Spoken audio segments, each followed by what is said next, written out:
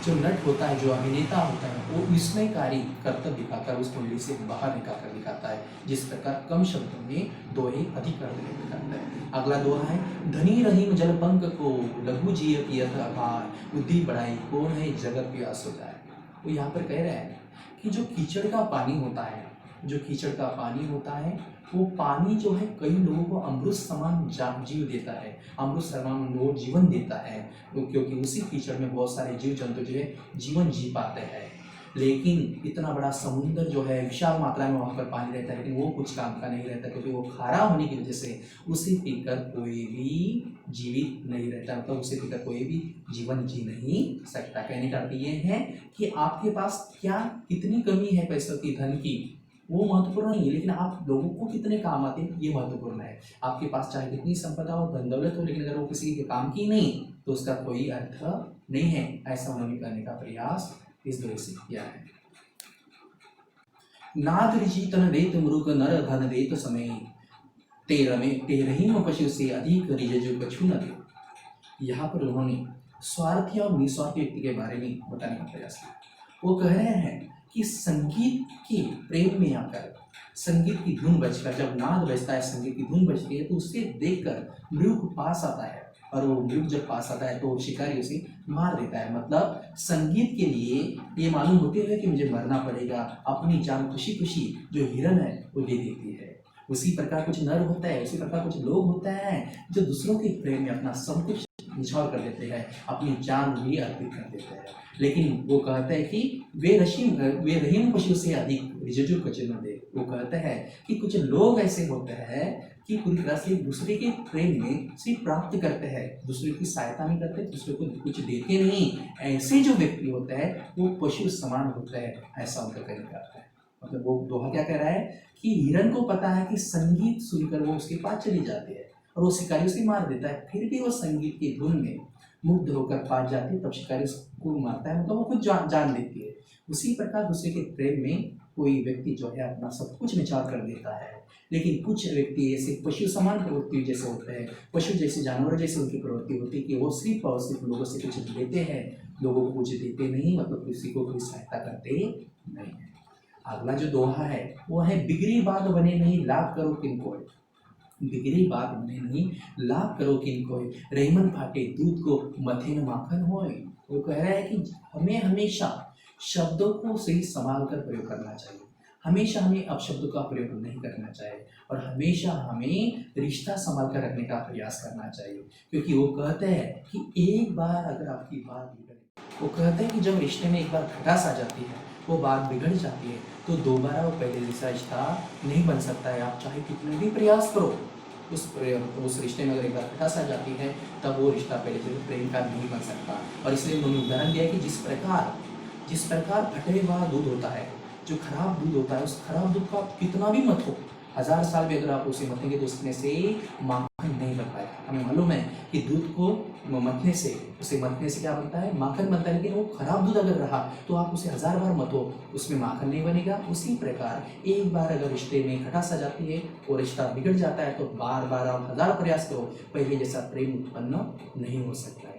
अगला जो दोहा है वो है, रहमन देखी बड़े को लघु न दीजिए डारी, रहमन देखी बड़े को लगी न दीजिए डारी, जहाँ काम आए सोई क्या करे तलवार। वो यहाँ पर कह रहे हैं कि अपने जीवन में आपको देखते समय आपको 2 प्रकार के व्यक्ति देखे दिखाई देंगे, एक अमीर मतलब बड़ा, एक दूसरा गरीब मतलब बहुत ही उसके जीवन में बहुत सारी विपत्तियां हैं, बहुत सारे संकट हैं। लेकिन जब भी हम सोचते हैं तो हम मूल्य किसको देते हैं, किसको महत्व देते हैं, बड़े व्यक्ति को, और छोटे व्यक्ति को हम महत्व नहीं देते, मतलब गरीब व्यक्ति को ज़्यादा महत्व नहीं देते हैं। तो इस बात पर उन्होंने करारा में किया। वो कहते हैं कि संसार में कोई बड़ा नहीं और कोई छोटा नहीं, छोटे का मूल्य भी बड़े से कम नहीं है।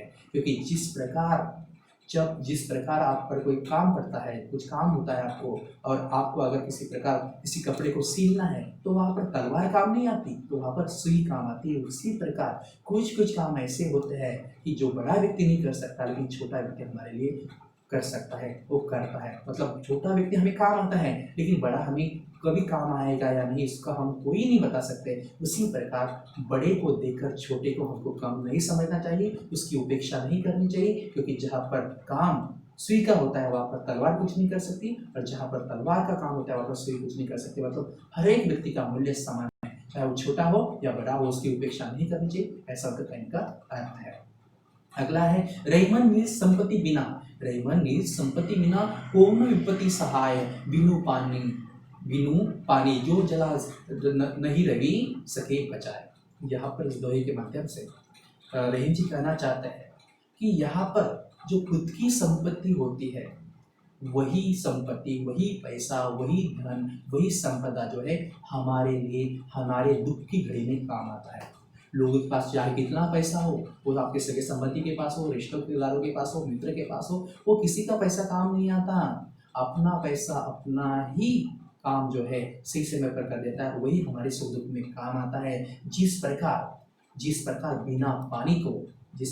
बिना पानी को मतलब जलज मतलब जो, तो इसलिए वो कह रहे हैं कि बिना पानी के, अगर पानी पूरी तरह से खत्म हो जाता है, तालाब में से कीचड़ में से जो पानी होता है वो खत्म हो जाता है, तो वहाँ पर जो कमल होता है, वो जो पंकज होता है, जो कमल होता है, वो मर जाता है, मतलब सूख जाता है। उसे साक्षात रवि यानी सूर्य भी नहीं बचा पाता। मतलब देखिए, पानी जो है, पानी से भी सामर्थ्यवान और जो है वो सूरज है, लेकिन सूर्य उसे नहीं बचा पाता, क्योंकि वहाँ पर जो काम खुद का पानी उसके लिए करता था पंकज, वो सूर्य भी नहीं कर सकता। उसी प्रकार खुद की संपत्ति अपने सुख दुख में काम आती है, दूसरे के पास चाहे कितनी भी संपत्ति हो, वो हमारे सुख दुख में काम नहीं आती। ऐसा उनका कहने का अर्थ इस दोहे के माध्यम से। अगला जो अंतिम दोहा है वो इस तरह से है कि रहीमन पानी राखिए बिनु पानी सब सून, पानी गए न उभरे मोती मानुष। ये भली बात आप जानते हैं कि पानी जो है जीवन है, कहा जाता है जल ही जीवन है, पानी ही अमृत है, पानी के बगैर मनुष्य जीवन या पूरी तरह से सजीव का जीवन जो है वो असंभव है, ऐसा मकसद है।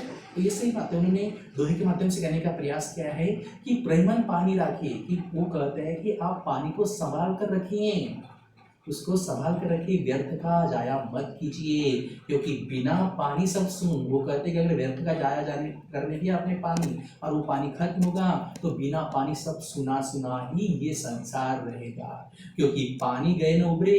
वो कहते हैं अगर एक बार पानी चला गया, ना वहाँ पर मोती बन सकता है, ना मनुष्य जीवित रह सकता है, ना चून बन सकता है, मतलब चूना बन सकता है। मतलब जिस प्रकार हम देखते हैं कि सब नदियों में, समुद्र में पानी के जैसे मोती बनता है, उसी प्रकार जो चूना बनता है वो भी पानी के माध्यम से बनता है। और ये जो मनुष्य मतलब मनुष्य जीवन भी पानी के बगैर असंभव है। और इसलिए वो कहते हैं कि पानी को संभल कर रखें, पानी के बगैर ये संपूर्ण जीवन जीना, ये संसार जो है असंभव है। पानी है, जल ही जीवन है, जल ही अमृत है, पानी को संभल कर रखना चाहिए, ऐसा उन्होंने इस दोहे के माध्यम से कहने का प्रयास किया है। तो इस तरह से अलग अलग दोहे के माध्यम से यहाँ पर जो है रहीम जी ने नीतिपरक बातें समझाने का प्रयास किया है, व्यवहार की बातें समझाने का प्रयास किया है, दूसरे के साथ हमें कैसे व्यवहार करना चाहिए, भक्तिपरक भी बातें समझाने का प्रयास किया है, और इस तरह से उन्होंने समाज को मार्गदर्शन किया है। इस तरह से हमने आज के दोहे देखिए, जो बहुत ही उच्च कोटि के साहित्य सृजन था।